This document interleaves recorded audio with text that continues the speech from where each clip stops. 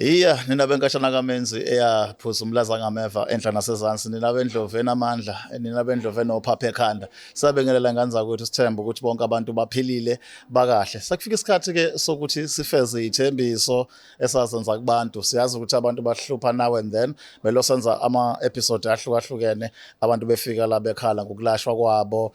nokuthwala kwabo ukuthi kuyabehlupha kodwa iqiniso lithi kukhona abayifuna lezo zinto ihlupha zinjalo bayidinga zinjengoba zinjalo lo behlupha abantu bethi bafuna ukwazi abalaphi bendabuko abangabasiza ezintweni ezahlukahlukene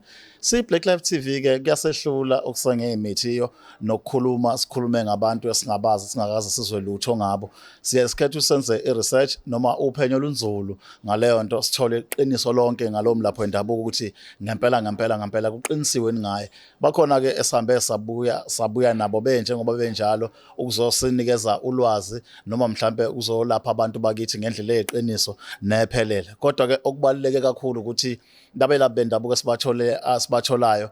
omunye omkhulu uthe akayena umuntu othanda social media kakhulu thanda nje ukuveza social media uthembe umsebenzi wakhe kune social media kodwa ukusiza abantu engakwenza ngoba nayo uyalandela uhlelo izimpande zama-Afrika abheke abuke ukuthi abantu bahlophekephi yena ke unazo izinto engasiza abantu ngokuhlukahlukana ngaba uqinisa imizi kungaba ukuthwala yonke lento edingwa abantu nje ukuthi baqhubeke nemigilingwane yabo yokuyiphakamisa lapha nalapha so ke sithe ke asikulethe lokho njengoba kunjalo sinethulele futhi izinsuku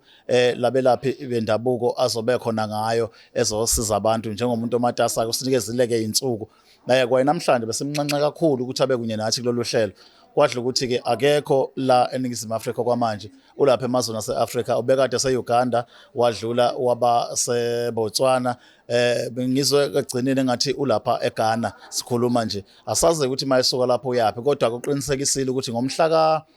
29 umhla ka-30 umhla ka-1 kule nyanga sikuyona uJune 2024 uzobe la eThekwini okusho ukuthi umuntu oseThekwini namaphethelo nongaphandle kwaseThekwini engasondela abhukhe kule number ezobonakala escreenini ebhukhele usuku lakhe la ngomhla ka-29 umhla ka-30 umhla ka-1 kuJune la azobe hlangana khona naye lomkhulu ozobe ezosiza abantu ngayo yonke into eyicabangayo ekulashwa kwesintu okuhlanganisa kakhulukazi ukuphakama kwabantu kwezamabhizinisi ukuphakama kwabantu emsebenzini abakuyona ukuhlukahlukana ngayo igubhu ngayo yonke lento le edingwa abantu uzobe khona kuzobasiza ungakhohlwa ama-date umhla ka-29 umhla ka-30 umhla ka-1 kuJune lo sikuwona so bese sidlula-ke sisuka la eThekwini silibengise eGoli kwaNdongazi yaduma la sobe sikhona nakhona futhi ngokufanayo umhla ka-6 naye umhla ka-7 mangaba ngiphosisi sizobe silapha eGoli uzobe lapho ngedate elandelayo yangomhla ka-6 no-7 kuJuly 2024 usobe silapho ke eGoli nakhona phinde wabambe ke lama date ngoJune nomhla ka-29 umhla ka-30 umhla ka-1 la eThekwini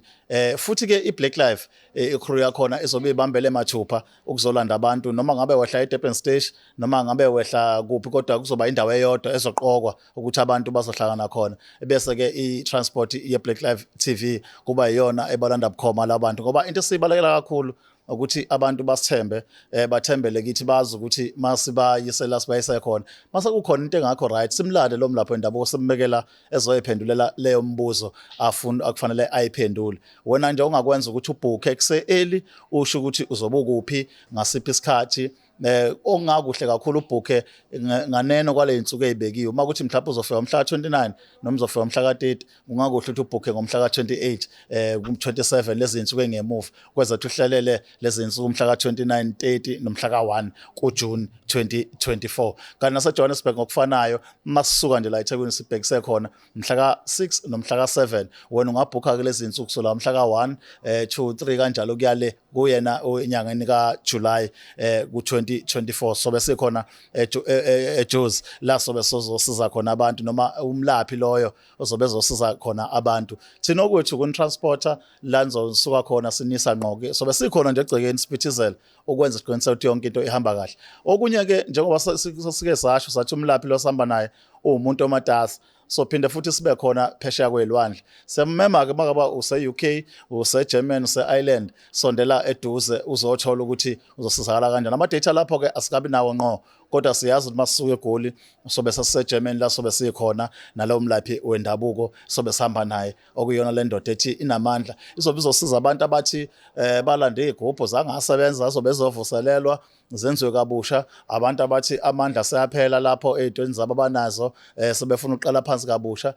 kuzobe kunjalo abanezinto enobungozi empilweni yabo sebefuna ukuyikhansela baqala izinto eziclean uzobe khona futhi ukusiza labo bantu okuningi nje kuzobe khona ezosiza abantu wena ongakwenza kuphela ukuthi ubhuke okwazi ukuthi uthole usizo lunjengoba lunjalo ungakhohlwa-ke umhla ka-29 kuJune umhla ka-30 umhla ka-1 sobe sila eThekwini umhla ka-5 umhla ka-6 nomhla ka-7 sise-Johannesburg ama-date esingakawazi ilawa ase-Germany nase-Ireland nako-UK ukuthi azobemi kanjani kodwa nahlala nathi kwi-Black Life TV iy'mpande zama-Afrika konke kuzolokhu kuhamba hamba kuvela sikunikeza imininingwane otherwise nenamba lezo ibhalwe lapho isebenzisa ukubhukha usho exact usuku ozobe ukhona ngalo uze sazi ukuthi osuku nosuku sinabantu abangaki nomkhulu azi ukuthi uzobasebenza abantu abangaki ngalolo suku makhona okusalayo ke sithinte uze sizokwazi ukuzwa ukuthi ushode ngani siphinde sikunikeze olunye ulwazi nisale kahle.